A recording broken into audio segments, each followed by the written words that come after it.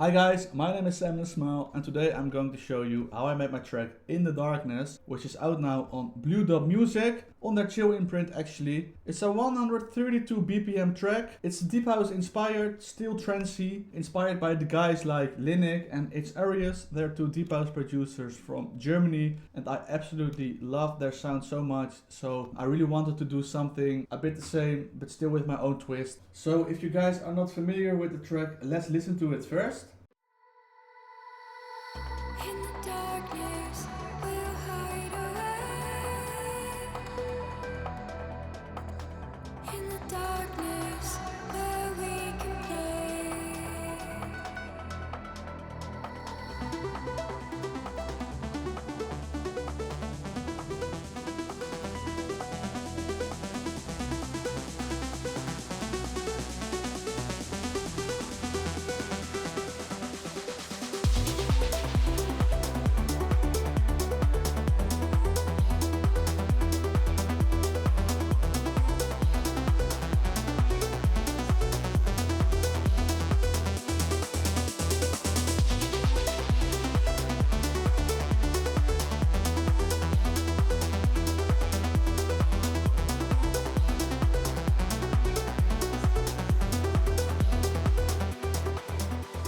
So I started this track with the vocal. I found a very cool vocal on Splice and I will show it to you guys. Let me turn off the processing first so you can hear how the dry sound itself sounds. In the darkness, we'll hide away.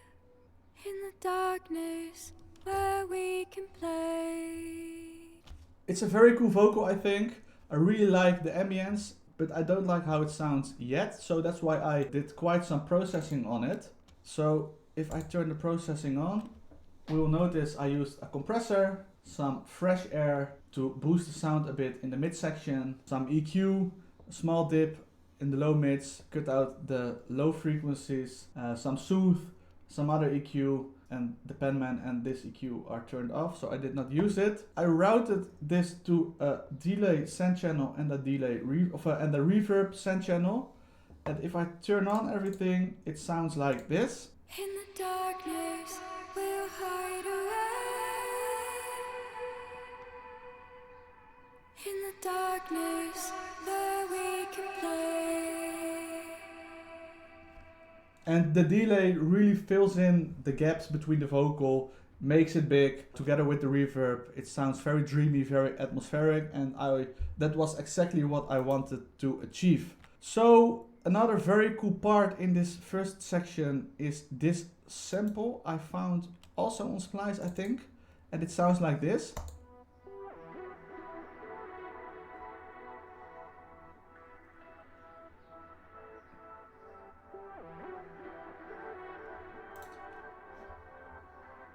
And together with the vocal, it really sets the tone of the track. In the darkness, we'll hide away. In the darkness, where we can play. Very cool. So if we take a look at the drum part, we notice there's a kick drum playing together with some loops, some hi-hats and some claps. And if I solo it, it will sound like this.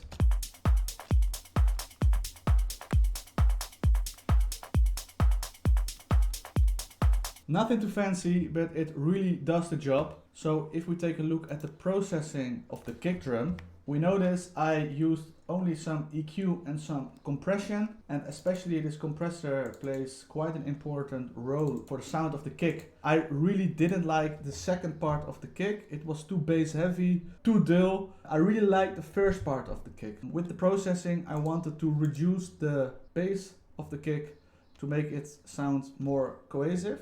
And this is how it sounds if I turn off the processing.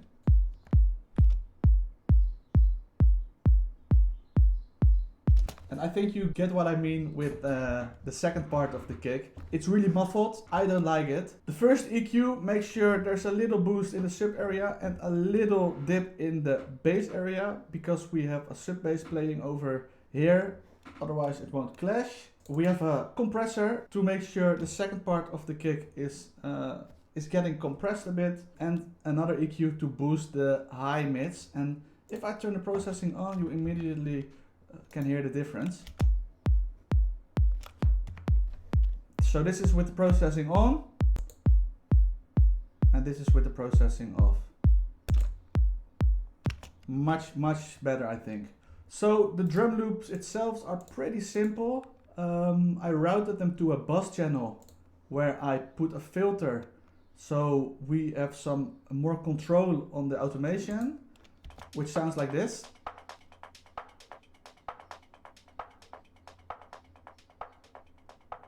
You can really create some more tension, and in the drop it will fully open.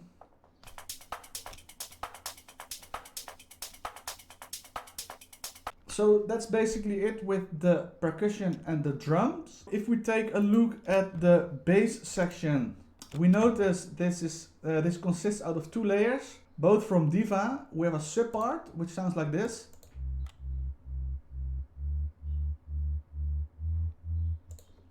And we have a mid part which sounds like this. And together. If we take a look at the processing, nothing too fancy on the sub. Well, I took out all the highs. We don't need it because it's a sub bass and some small compression. So if we take a look at the processing of the mid bass, you notice I used another EQ. I took out the low end, we don't need it.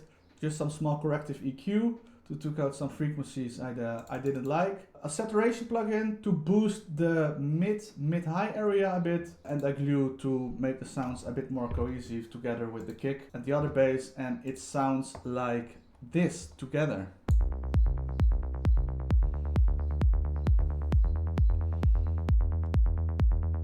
So let's take a look at the main lead section. If I solo it, it sounds like this.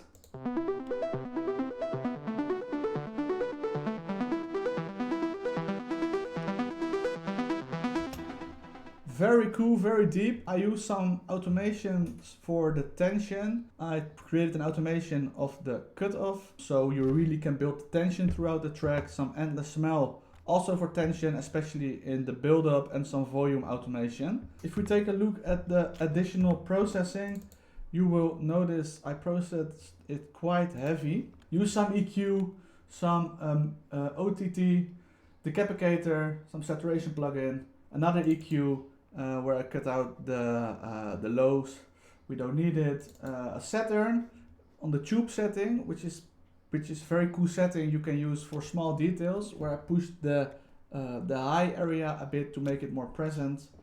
A micro, which is a filter plugin, really cool. And this one is pretty exciting. It's a Penman, and especially when you're listening on headphones, you will hear the sound go left, right, so you get a better stereo field. So I also have some supportive elements which support the main lead section, which sounds like this.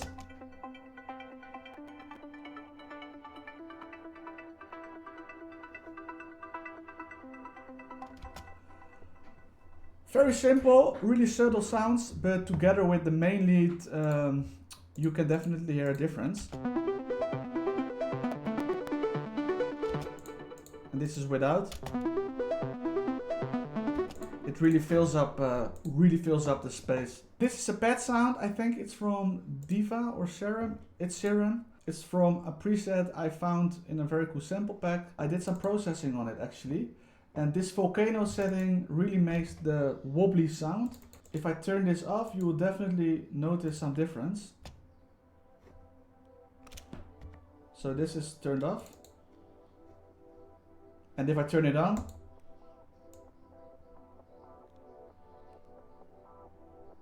it's just a cool effect to make it more interesting. Nothing too fancy on the other processing, just some EQ where I took out the lows, took out the upper high end, and I did a little boost on the sides so it gets its own space in the stereo field. Stereo enhancer to make it more wide, and just some side chaining. We have another sound playing. I really love the sound. It's from a pack I bought from Diva. Really cool sound.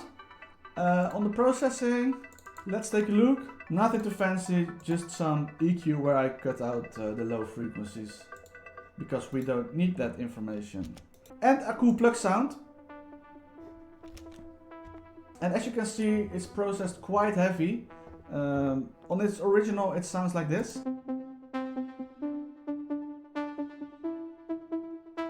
So another very cool sound in this production is this vocal chop sample. I also found it on Splice, I think, and it sounds like this.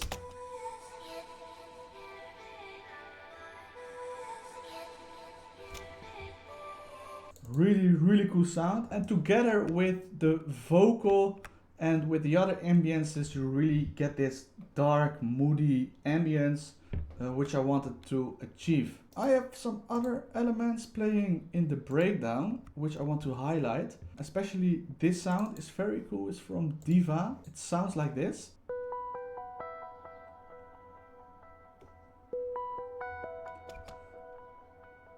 I also use this sound in my track Hear the Echo, which has been released on Loudkill back in April.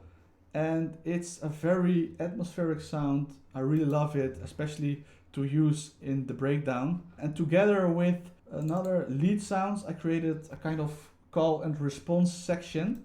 And I will both solo it so you can hear it.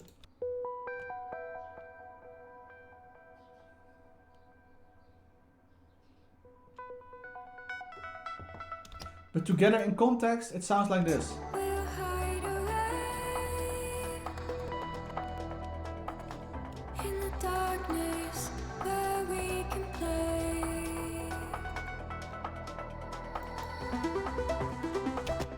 Just a very subtle sound, but it really fills up the space.